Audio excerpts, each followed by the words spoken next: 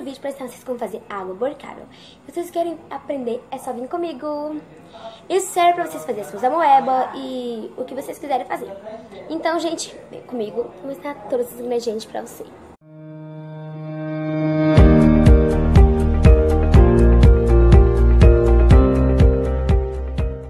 Vai pegar o seu copo com a água e o sal, vai colocar o sal dentro da água, vai mexer até dissolver.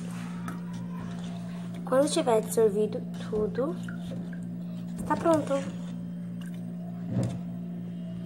Aí estará pronto. Aí é só você fazer a sua receitinha que vocês querem. Então é isso, gente. Espero que vocês gostem. Até o próximo vídeo. Tchau, tchau. Um beijão pra vocês. Fique com Deus.